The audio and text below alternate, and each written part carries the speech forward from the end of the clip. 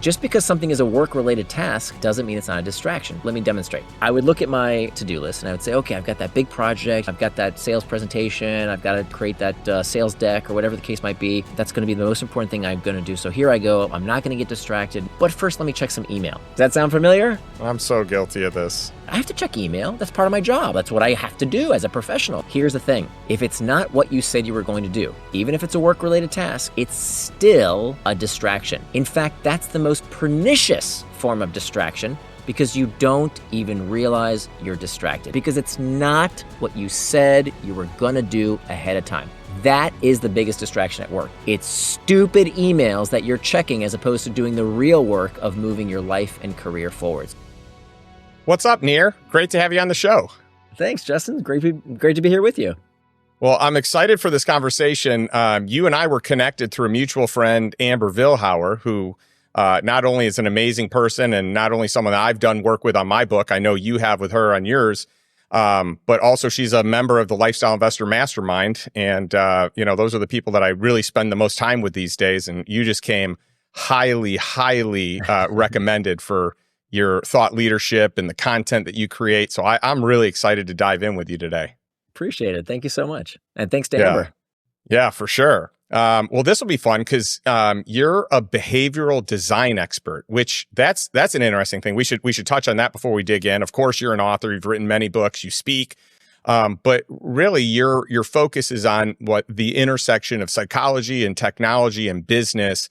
And so I can't wait to dive into it. But how would you describe behavioral design and your expertise in that space? Yeah, so it's a deeper dive into the psychology, the practical application of how what we experience changes our behavior. So with my first book, I wrote a book called Hooked: How to Build Habit-Forming Products, which came out of a class that I taught at Stanford at the Graduate School of Business there.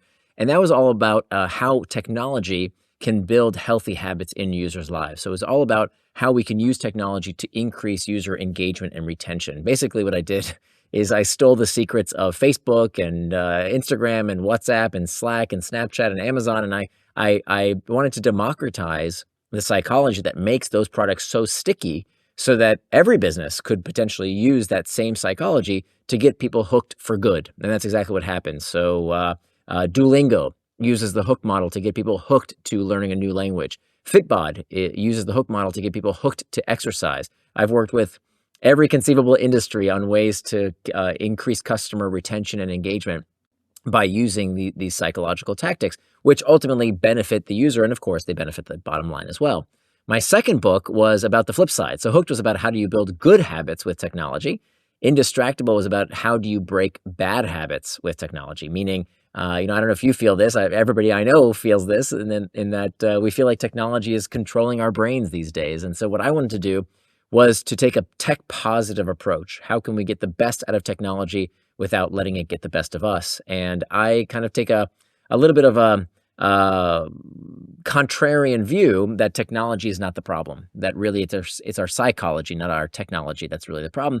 That the world is really bifurcating into people who are being suckered in by technology and their time and attention is completely controlled by it.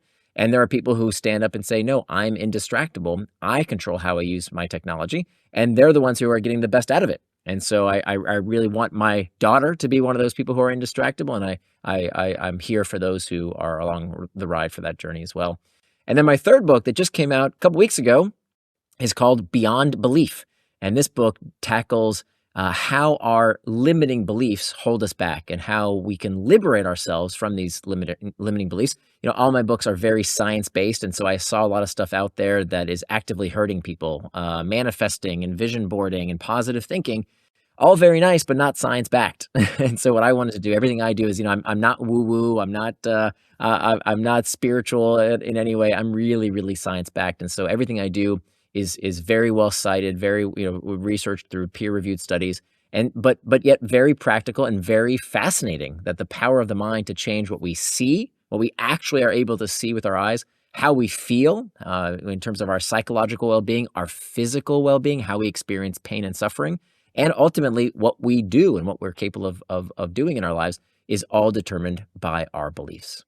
Yeah, that is some incredible content, incredible work. I know you're a data guy, right? So you study the details, you get into the studies, I mean, you dive into the things that a lot of people do not like to read. I'm curious how you were able to find the data from the big tech companies. Like how, Mhm. a lot of this, I know they don't want to release because I know it's a bad look and it's becoming more and more available, right? Yeah. So I'm curious how you were able to get the data to do your research. Right place, right time. I was in Silicon Valley in 2008. No, sorry, 2006 is when I went to Stanford Business School. And these companies were just getting started. And after business school in 2008, when I graduated from Stanford, I started a company immediately. And many of my clients were these companies. So I had an insider perspective. I had a lot of friends in the business, and so I was looking. The reason I wrote the book, I didn't think I was going to write Hooked. Actually, I wanted to start another company. That was my second company that I started. We raised a bunch of capital from Kleiner Perkins and a bunch of other wonderful VCs, and I thought I was going to start yet another company. But when I looked out there for, okay, how do you change consumer habits through technology? And all I could find was like loyalty programs. Like that's archaic. Right. We can all see that there's something pretty profound and magical about how an app on your phone keeps you checking time and time again. And so it's really a paradigm shift if you think about it, because you know it used to be what we have in psychology is there's a term called mere exposure effect. And so when you think about, why does a company like Coca-Cola spend billions of dollars over its lifetime on all those billboards? You know about Coca-Cola. Why do they keep advertising to you? You know whether you want to drink Coca-Cola or not. It's because of what's called the mere exposure effect, that the more times you see a logo, a jingle, a spokesperson, the higher your affinity for that product is. Yeah. But when was the Top last of time you mind saw an awareness. I've heard it called that Exactly, at times. exactly. Yeah. Brand affinity, exactly. All mere exposure effect. But when was the last time you saw an ad for TikTok or Facebook or Google? You see them once in a while. They do spend some money, but if you look at the market cap of these companies compared to how much money they spend on advertising, it's a drop in the bucket. Compared to a CPG brand where they have to spend a substantial amount of product to keep you top of mind. Well, these companies don't change your habits through the mere exposure effect. They change your behavior, your habits because of the product itself. It is designed into the product experience. That's what gets you hooked. And so that's what I wanted to uncover, and that's what I wanted to democratize for the rest of us. Well, that's really interesting stuff. And I want to dig deeper into it. Some of what I love doing is kind of taking concepts that you have in your book or other guests that have in their book and try and kind of position it in a way where I think will be beneficial to our audience and some of the endeavors that they're looking at, whether they're looking to move from employee to becoming an entrepreneur, whether they're looking to be more effective as an entrepreneur, do more investing, that sort of thing. And so I feel like a lot of your systems, and maybe it doesn't all translate, and certainly we can try, but I feel like a lot of it probably does. And so when you're talking about like designing habits that drive something versus distraction, if we're to take it down the lane of like driving habits for financial growth, like what are a few systems that someone can put into place to make them more effective as an entrepreneur, as an investor, and not get so distracted? So the through line between my 15 years of research, and I was an entrepreneur as well. I started 3 companies as well, and I know this to be true. You read a lot of books written by academics, and you can tell they've never run a P&L in their life. And so that's not me. I've made sales calls, I've knocked on doors, done door to door. I know what that lifestyle is like, and I think that the common thread is what we call an internal trigger. We think about that our behavior is driven from external triggers. You take your phone. Why do you check your phone? You think it's because of a ping, ding, or ring on your phone. And would you believe, Justin, that only 10%, studies have found this, that only 10% of the time that you check your phone, is it because of an external trigger? 10% is it because of a ping, ding, or ring? Turns out that the other 90% of the time that you check your phone, and time studies have validated this, that 90% of the time that you check the phone is because of an internal trigger. What is an internal trigger? An internal trigger is an uncomfortable emotional state. an uncomfortable emotional state, boredom, fatigue, uncertainty, anxiety. Those are the drivers of 90% of our distractions. And so when you look at how do we design products that are used habitually, we have to find the internal triggers, because what a product that is used habitually does is that eventually it no longer relies on spammy advertising and expensive messaging at all, that the user triggers themselves whenever they feel an uncomfortable sensation. So that turns out to be the heart of how you build a habit-forming product. You look for the pain in the customer's life. You don't make the pain. That's sadistic. You don't make the pain. You look for the pain that's already there. So figuring out the internal trigger if you're building a product that you want to be used habitually is super important. If you're trying to stop a bad habit, it's not that you're chasing the high. It's not that you're chasing the pleasure. It's that you have to eliminate that internal trigger as the cause of why you're getting distracted.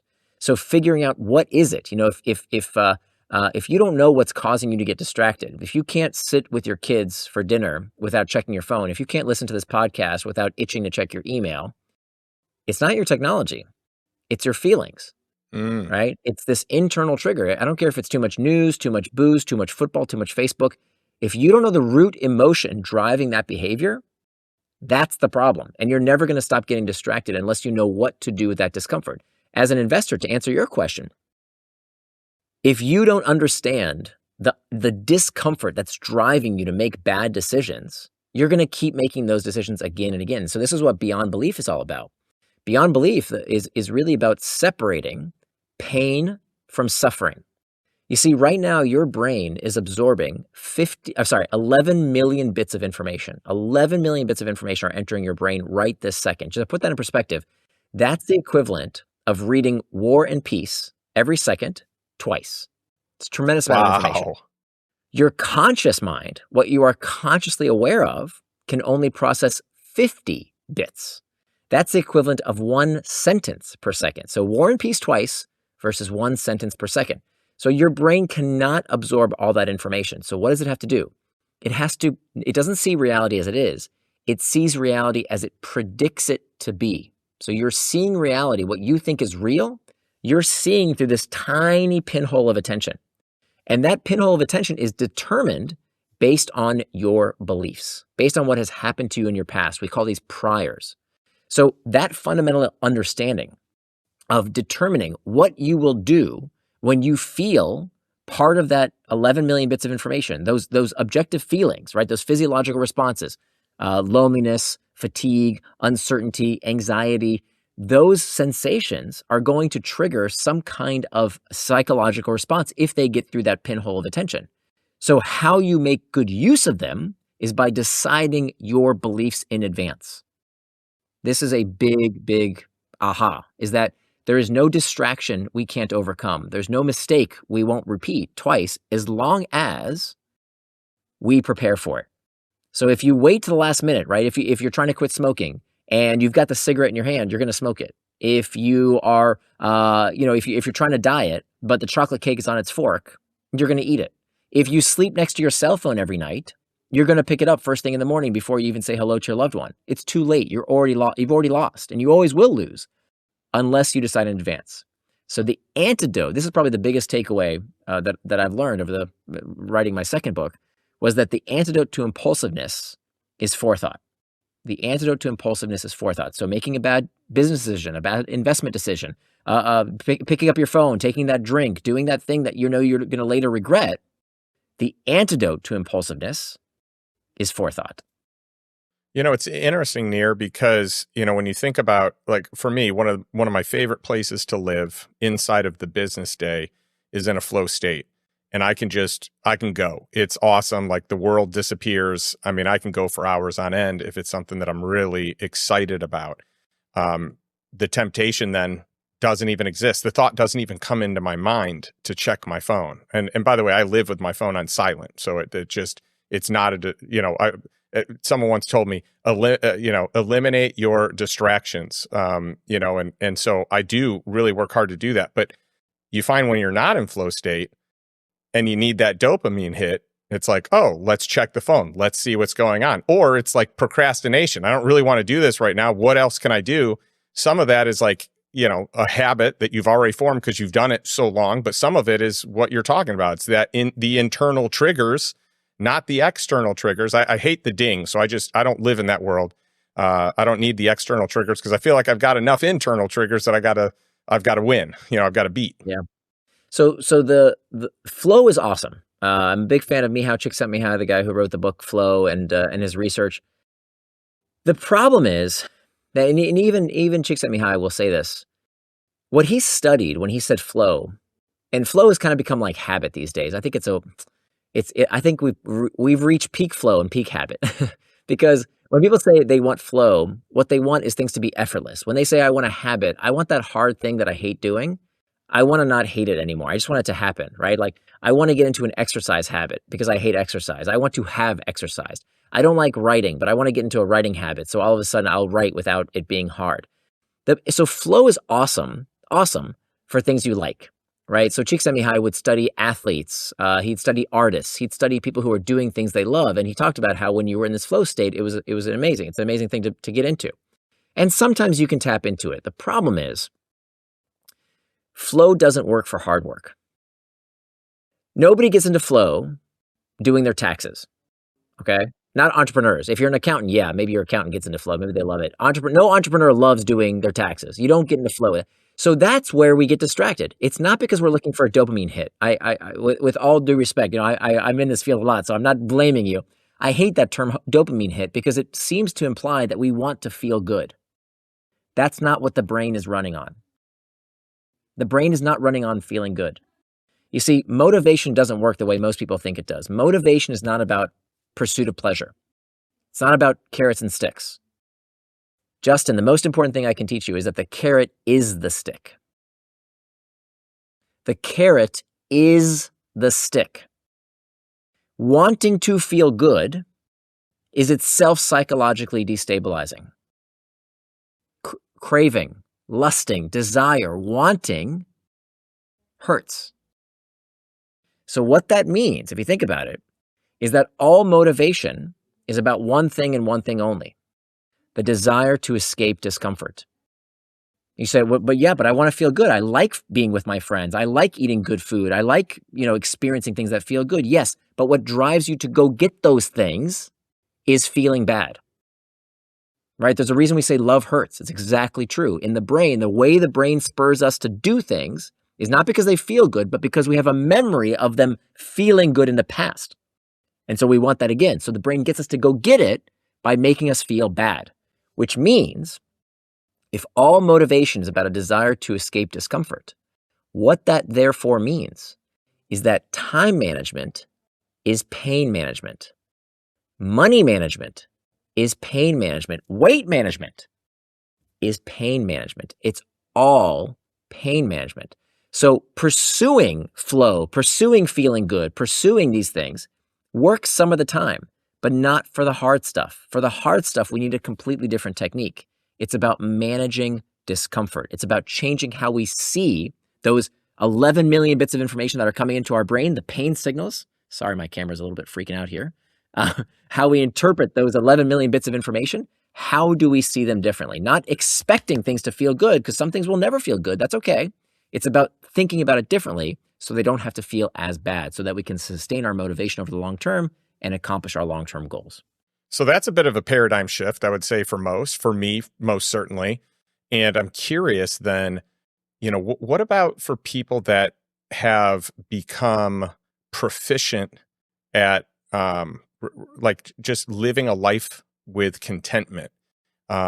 So I'm imagining that probably eliminates some of this need for distraction. But in your research, I'm sure you looked at different types of people, different types of the way that people live, the polls on different people. So what does that look like inside of someone who's really content? Are they going to deal with this less? Are their triggers going to be maybe, for lack of a better description, like less potent? Yeah, it's a terrific question. And I'll give you a politically incorrect answer. That I think looking for contentment and happiness is counterproductive. There's a reason that very few Buddhists have won the Nobel Prize, other than the Peace Prize. Mm-hmm. There's something here. That's interesting. Because if you think about it, think about all the books that are written about happiness. Isn't that what we all want? We all want to be happy, right? Every self-help book is about how to be happy. But let's think about this for a minute. If there was this magical state, this perfect human who was happy, and that was part of what we are meant to be, let's say evolution somehow, messed up, and what we're really supposed to be is happy. Let's imagine our ancestors were on the Serengeti, and they came across this lost tribe of Homo sapiens who were all contented. They were all happy. They were all satisfied. Tell me, Justin, what would our ancestors, the people we descended from, what would they do to that tribe of people who were perfectly contented and happy? I'll tell you exactly what they would do. They would kill them, and then they would eat them. Because what evolution has gifted us is discontent. Happiness is meant to be fleeting. Satisfaction could be different. A lack of suffering is something else. But what gets us to overturn tyrants, what gets us to create life-changing medicine, what the people who are your clients and colleagues do every day, by changing the world, by increasing living standards, by what we do in business, that comes from wanting, from craving, from desiring. And that's not a bad thing. That's what produces progress. Now, what's interesting is that for long-term sustainable growth, like if you look at who is successful in life and who's not, okay? I've studied this quite a bit. If you look at who accomplishes their goals in all kinds of fields, business, the arts, sports, it's not necessarily resources. A lot of people who start from nothing accomplish amazing things. A lot of people who have a silver spoon in their mouth do nothing. So it's not resources per se. It's not intelligence. Intelligence helps, but that's not the defining trait. That, professors are super smart. They don't necessarily succeed that much, other than getting tenure. They're not the most successful business people. It's not wisdom. It's not information. I mean, today, there's no secrets. You want to learn something, go buy a book. Go ask ChatGPT, ask Google. You'll get the answers. There's no secrets anymore. It's all out there. All the information is available at your fingertips. So what is it? It's one thing. It's persistence. That the most successful people I know, and like you, I know people who are worth hundreds of millions, if not billions of dollars. They're not that smart. They're smart, but they're not dummies, but they're not the most smart. I know plenty of professors who are way smarter than the billionaires I know. Sure. What they are is that they are tenacious. They're in a way, I call them losers, because when you talk to successful people, they lose more, right? They can tell you all their failures. People who don't succeed, they try once and they quit. Oh, such a good distinction. So if we know that the defining trait of whether you will succeed at a goal, who succeeds and who fails, is persistence, then we need to understand what gives us the motivation to persist. So can I tell you one of my favorite studies that I uncovered in the research for my book? Please, yeah. So this study blew my mind. So in the 1950s, there was a biologist by the name of Kurt Richter. And Richter had a very simple question. He wanted to determine how long a wild rat could swim. Okay, pretty simple question. Back in the 1950s, you could do these kind of experiments. You can't do them anymore, but here's what he did. It's kind of unethical, but I'll share anyway because it's a long time ago, so we should learn from it. He took these wild rats and he put them in a cylinder of water. And he stood there with a stopwatch and he timed how long the wild rat could swim for. Turns out a wild rat can swim for about 15 minutes before it gives up and dies. 15 That's more minutes, than okay? I would have thought. Okay, well, here's the amazing part. Now he wanted to figure out, could he extend how long the rat swam for? So he does another experiment, takes a new group of wild rats, and he puts them in the same cylinder of water. He stands there with the stopwatch, and at about 15 minutes, he sees the rats are starting to struggle. So what does he do? He pulls the rat out of the cylinder. He dries off the rat, lets the rat catch its breath, and then plunk, back into the cylinder it goes. Now, Justin, I want you to guess. With this intervention, Richter did this a few times. The rats started out swimming for 15 minutes. After this intervention, after Richter showed the rat that if he persisted, if the rat kept swimming, salvation might be possible. The hand might reach in and save it. How much longer could he get the rat to swim for? From 15 minutes to what? What do you guess?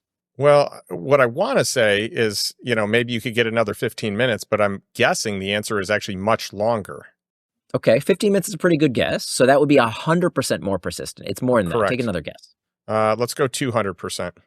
200. Okay, so let's say let's say it did 3 or 4 times longer. Maybe it went from 15 minutes to an hour. That would be insane. Think about that. If I could make you 4 times more persistent, you could run a marathon 4 times, 4 marathons as opposed to just 1 marathon. You could make the 4 times the sales calls. You would keep working on your business 4 times longer to do the hard thing that you're struggling to do.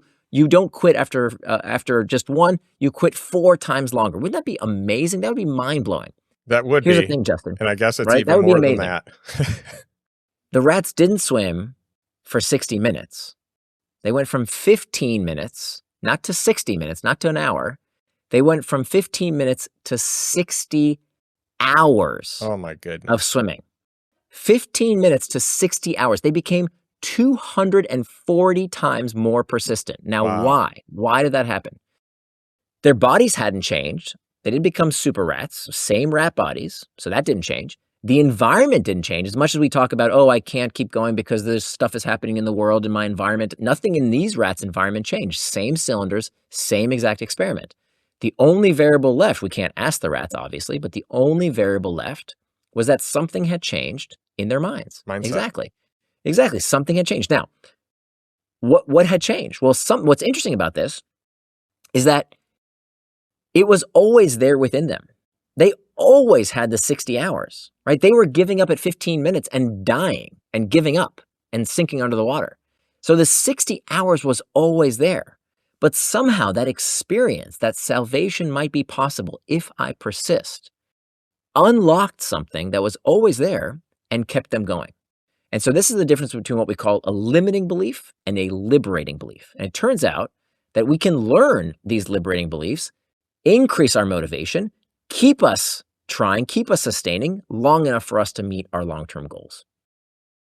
That's fascinating. That is a really, really interesting study.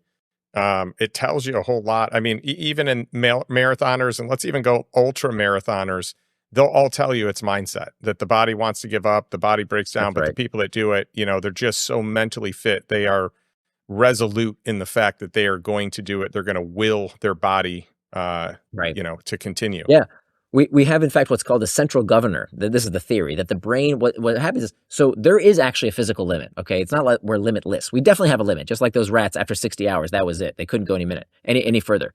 But we have what's called a central governor. So it keeps us, in order to not burn out, to not physically damage ourselves, the brain tells us to stop way, way, way too soon in various areas, not just physical exertion, mental exertion, relationships that are difficult, a hard project, whatever it might be. So something that's special about entrepreneurs is that they have a different set point. They keep trying, they keep going because they have that belief. We talk about Steve Jobs in the autobiography that Walter Isaacson did of him. He talks about how Jobs used to have a reality distortion field. And every successful entrepreneur I've ever met has this. They have this ability to see reality differently. Jobs just saw something that everybody else thought he was crazy, and yet somehow he would will it to be. Well, we used to think this was just kind of quirky. It turns out it is scientific fact now. It's called entrepreneurial alertness, that entrepreneurs literally see things differently, not figuratively, literally see things differently. Let me tell you another experiment that blew my mind. They did a study where they asked people to do a very simple task. All they had to do was open up this newspaper that the scientists gave these test subjects, and all they had to do was count the number of images in the newspaper. That's it. 1, 2, 3. How many images in the newspaper? Now, one group of people were people who believed they were unlucky people. Not a fact. They just believed. They asked self-declared unlucky people. Unlucky people, to finish this task, took 2.5 minutes. Lucky people who believed, whether it was factual or not, they just believed they were lucky, they took 11 seconds. Why the difference? 2.5 minutes versus 11 seconds. Why the difference? Because on page 2 of this task was one of those images that they were supposed to count, had in big bold letters, there are 43 images in this newspaper, collect your reward. The unlucky people didn't even see it. It didn't enter that 11 million bits of information. It didn't enter the 50 bits of consciousness. They didn't even see it. The people who believed they were lucky, They saw that image, they read it, 11 seconds later, they were out the door. So this is why, based on your beliefs, it literally affects what you are able to see. The information was there right in front of them, right? So how many of our employees, do you say, why don't you just see what I see? They can't. They cannot see what you as an entrepreneur can see because you see things differently based on your beliefs. That's incredible. And, it actually supports something that I've said for a long time in the different mindset between entrepreneurs and investors. And it'll be interesting to get your take on this, but I love telling people that entrepreneurs often make the worst investors because their mindset is such that they are going to find a way. They will be persistent. They will try many times over. They will hire a bunch of people. They'll pivot their idea. They'll do whatever they need to do. Most entrepreneurs are the eternal optimists, and that allows them to go, go, go, go, go. Whereas as an investor, if you operate from that lens, and you think you're just going to make a bad deal a good deal, you're in for some pain and suffering, per your statement earlier, right? So we have to retrain these entrepreneurs to say, hey, when you come into a deal, you don't look at it as a good deal. Let me see if there's any reason it's not a good deal, right? That's what you do as an entrepreneur. You go in and you're like, here's an opportunity. Let me see all the, distractions, but I'm going to overcome it. You got to completely flip it around, right? So you got to go into a deal and say, this is a horrible deal unless I can prove otherwise. And so, I don't know if there's any data to support it, but in my, I don't have clinical trials or studies, but I've seen it with enough entrepreneurs that there's an education gap that I believe also is a mindset shift gap that needs to happen. That's a beautiful point. I hadn't heard that before, but it makes a lot of sense. I mean, I know a lot of entrepreneurs that it's true as investors, they kind of lose their shirt because they're almost too optimistic, right? Because that's what they had to be successful as entrepreneurs, right? If you're an entrepreneur, you have to have this reality distortion field because basically you're saying, I see $100 bills all over the floor and the rest of you idiots don't. You have to have that mindset to succeed as an entrepreneur. Whereas you're right, as an investor, you'll go broke that way. That's right. So it's interesting. I was going to ask you a little bit. You talk about, being indistractable. And when I think about investing or I think about entrepreneurship, running a business, that's what you want. You want to be indistractable. But it also sounds like a supporting role in that, or maybe the primary leading role is persistence, right? And maybe there's something there. But I think most people lose focus in a busy world. I think a lot of people, even when they're persistent, maybe they're persistent over the long haul, but they're short, like sputter steps in the middle where maybe they are distracted out of their persistence. And so I'm curious, like from your standpoint, from your studies that you've done, how can someone structure their day or their environment to stay focused on the high leverage activities rather than the low level that are easy to do because you can cross it off the list or check a box and you're done? It's almost like you got a list of 10 things. 3 of them are really hard. Well, let's work on the 7 that we can do real quick to feel good about ourselves, even though they don't produce very much revenue and someone else that's making way less than you could have actually done them. It's a great point. I mean, I think this is the defining factor these days in an age where there's so many distractions. I think this has become one of those pillars of success is who can just do what they say they're going to do. So to answer this question, we have to understand what is distraction. What is distraction? And the best way to understand what is distraction is to understand what is the opposite of distraction. Most people, if you say, what's the opposite of distraction? They'll say it's focus. I don't want to be distracted. I want to be focused. But that's not the right answer. But the opposite of distraction is not focus. The opposite of distraction is traction. That if you look at both words, they both come from the same Latin root, trahare, which means to pull. And both words, traction and distraction, end in the same 6-letter word, A-C-T-I-O-N, that spells action, reminding us that distraction is not something that happens to us. Distraction is an action that we ourselves take, okay? So traction, by definition, is any action that pulls you towards what you said you were going to do, pulls you towards your values, helps you become the kind of person you want to become. That's an act of traction. Distraction is any action that pulls you away from what you plan to do, further away from your values, further away from becoming the kind of person you want to become. Those are acts of distraction. Now, the important thing is what separates traction from distraction is one word. And that one word is intent. As Dorothy Parker said, the time you plan to waste is not wasted time. So there's nothing wrong with going on social media or watching a YouTube video or playing a video game or doing whatever it is you want to do with your time and attention. You can do whatever you want. You're a grown-up. If you want to do those things, great. Like, why is watching golf on TV somehow okay, but playing a video game is morally inferior? No, whatever you want to do with your time and attention is fine, as long as you've decided what you want to do in advance. Then it becomes traction. Conversely, just because something is a work-related task doesn't mean it's not a distraction. Let me demonstrate. For years, before I wrote Indistractable, I would sit down at my desk and I would say, okay, I've got my to-do list. By the way, we can talk about why to-do lists are one of the worst things you can do for your personal productivity. Let's for sure talk about that. I would think love to talk about that. That'll gain a lot of traction. Let's definitely talk about it. So I would look at my to-do list and I would say, okay, I've got that big project. I've got that sales presentation. I've got to create that sales deck or whatever the case might be. I really have to do that. That's going to be the most important thing I'm going to do. So here I go. I'm not going to get distracted. Nothing's going to get in my way. I'm just going to pay attention and just make sure I concentrate. Here I go. I'm going to get started. But first, let me check some email. Does that sound familiar? Oh, I'm guilty of this. Yeah, let me just scroll that Slack channel. Let me just check what's going on in the Wall Street Journal or like what's going on in the news. Because I have to do that. I have to check email. That's part of my job. I have to check email. That's what I have to do as a professional. It's part of my work. Here's the thing. If it's not what you said you were going to do, even if it's a work-related task, it's still a distraction. In fact, that's the most pernicious form of distraction because you don't even realize you're distracted. If you're putzing around on Instagram during office hours, well, you're not supposed to be doing that unless you're a social media manager, right? That's not part of your job. But if you're checking email, oh, I'm being productive. No, you are distracted because it's not what you said you were going to do ahead of time. That is the biggest distraction at work. It's not video games and social media and YouTube. It's stupid emails that you're checking as opposed to doing the real work of moving your life and career forward. So you have to differentiate between traction and distraction. Let's talk about to-do lists. To-do lists and the stupid 2-minute rule. I hate that freaking rule. We've heard about this. Oh, if it takes less than 2 minutes, go ahead and do it.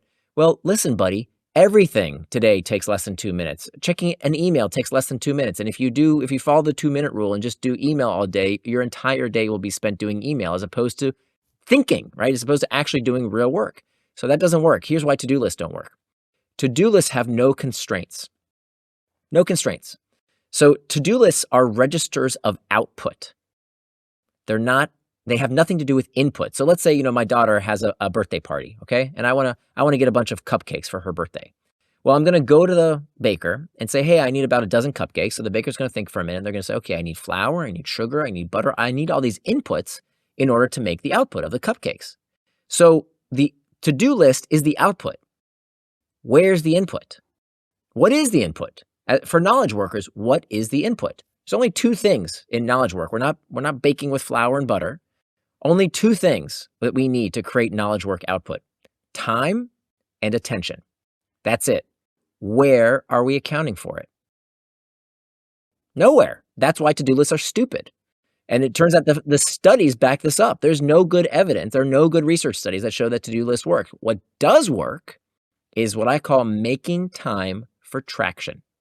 Making time for traction, which is where we use a technique that has been validated in thousands, Justin, of peer-reviewed studies show that setting an implementation intention, which is just a fancy way of saying planning what you're going to do and when you're going to do it, this is called time boxing, where you're going to take whatever it is that you plan on doing and you're going to put a time on your calendar to do it. So putting things out of your brain and onto a piece of paper, great. That's a good idea. Use an app, use a to-do list, fine. But if you're running your life based on a to-do list, you're doing it wrong, because here's what you do. You do the easy thing. You do the fun thing. You do the urgent thing.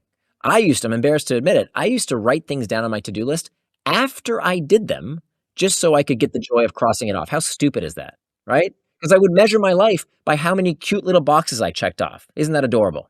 It's dumb. That's funny. Right? Instead, what you want to do is to say, this is what I'm going to do. Now, here's where it's really going to mess with people's minds. The goal of time boxing is not to finish anything. What? The goal of time boxing is not to finish anything. What do I mean by that? That's a to-do list mindset, which is terrible, because if you get home at the end of the day and you've been working like crazy and now you have a full to-do list of things you still haven't done, okay? What does that do to your mind? What does that do to your psyche if day after day, week after week, month after month, year after year, you come home from work every day and you have this big long to-do list of things you still haven't accomplished? Loser. That's what you start telling yourself. Well, I'm no good at time management. I must have ADHD. There must be something wrong with me. There's nothing wrong with you. It's this stupid time management technique of to-do lists that you've been using. Rather, what you're going to do is not measure yourself by cute little boxes. Rather, you're going to measure yourself by one thing only, which is, did I do what I said I was going to do for as long as I said I would without distraction? Notice I didn't say finish. I said, do what it is I said I was going to do for as long as I said I would without distraction. Now, why is this so much better? Why does this eat to-do list for breakfast? Because it is only with a time box calendar that you can understand how long things take. Did you know, Justin, that the average knowledge worker takes 3 times longer to finish a task than they estimate? 3 times longer. Why? Because when you use a to-do list, if you sit down and say, okay, I'm going to work on this big presentation, I work on it for 5 minutes, and then I got to go check that email, and then I got to go get a cup of coffee, and then, oh, there's Janet at the water cooler. Hey, Janet, how's it going? Wait, what was I working on again? Oh, I forgot. Oh, yeah, that presentation. Let me get back to that. Whereas someone who uses a time box calendar and says, I'm just going to work on that presentation for 30 minutes. That's it. No less, no more. I'm only going to work on the presentation for 30 minutes. Now I can say, okay, I worked on that presentation for 30 minutes. How far did I get?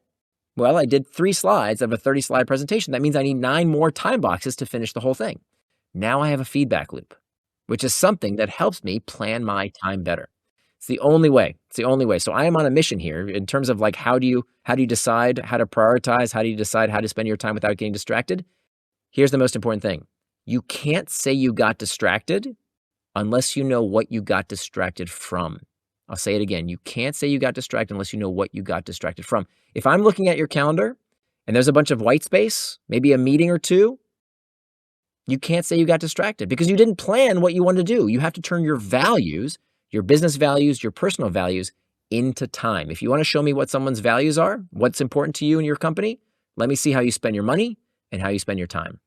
Well, I love this concept, and we've got to wrap here real soon, but I feel like I can't not touch on something really important that you just covered, because what I see in entrepreneurs is that they book their schedules so tight with meetings and things that they're living totally on default without the time and space, the white space, as you call it, or the premeditated plan of what they're doing here and there to focus on the top 20% of activities that generate 80% of the results, right? Pareto's principle. But if you're meeting to meeting to meeting to meeting and not scheduling you time, not scheduling think time, not scheduling the priority time, you're in a real trap. And that is the trap I see most entrepreneurs in. So true. Yeah. I like to separate it. So I talk about these 3 life domains. You've got you're at the center. If you can't take care of yourself, you can't take care of other people. So people say, what are your values? Show me your calendar. Your calendar will tell me your values. So people say health. Health is so important to me. How you can't skimp on health. Everything for your health. Do you have time to exercise? It's not on your calendar. It's not one of your values. I want to see it on your calendar. Time to relax. Time to take a walk. Time to read a book. Oh, education. That you got to be smart. Well, do you have time to read a book? Is it in your calendar? Then your relationships. Do you have time for the people you love? Do you make time to call your parents, to be with your spouse, to be with your kids, or does it just happen? Are you ships in the night? If you're not planning that time, it's not a priority. It's not one of your values. And then finally, the work domain. And there are 2 kinds of work. We have what we call reflective work and reactive work. Reactive work is reacting to stuff, right? Reacting to emails, reacting to notifications, reacting to meetings, reacting to taps on the shoulder from a colleague. That's reactive work. Most people spend most of their day, if not their entire day, doing reactive work. And that's part of everybody's day.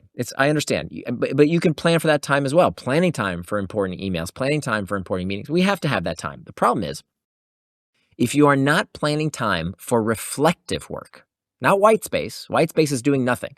Reflective work, having it on your calendar, time to think. If you want a leg up on everybody in your industry, think, because nobody else is doing it.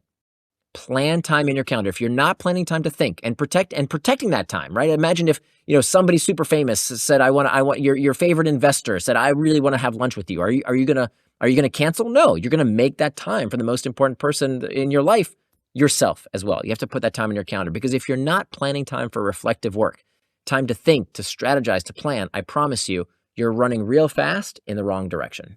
I love that point. And that was one of the biggest game changers for me, is actually, like, if I pulled up my calendar right now, you will see in there blocks of time for different things. But one of the most important things is think time, 2 hours every single week, undistracted. It just happens. And often it happens out in nature, on a walk, phone on silent or totally off.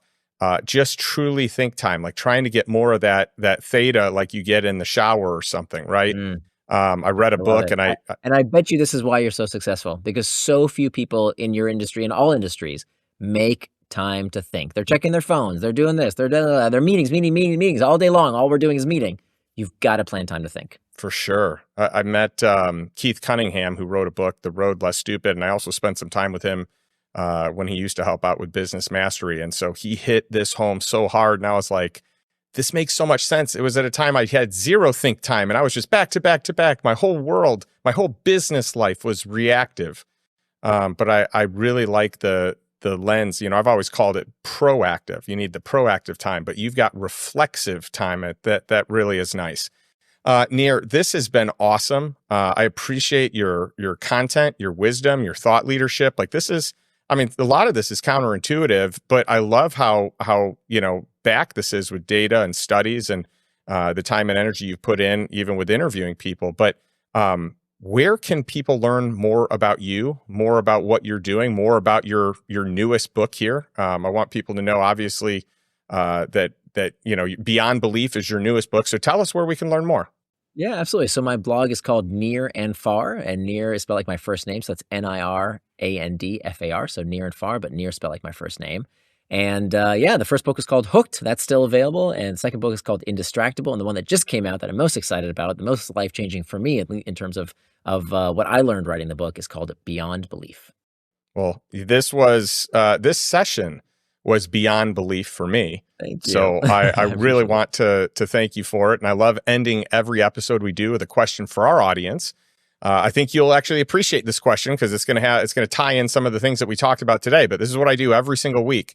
So, if you're watching this, listening to this, what is one step you can take today to move towards financial freedom and really move towards living the life that you desire on your terms? So again, not by default, but by design, not by reactive nature, reactive work, but by reflexive work. I'm going to start using that too. That's really good, Nir. So answer that question for yourself. Pick one thing that you learned from Nir today, implement it immediately, and definitely reach out to him. Get his book. I've had the pleasure of going through it, and just think the world of Nir and everything we've covered today. So thank you, Nir. Appreciate it. Thank you so much. Great to see you again. Love it. We'll catch everyone else next week.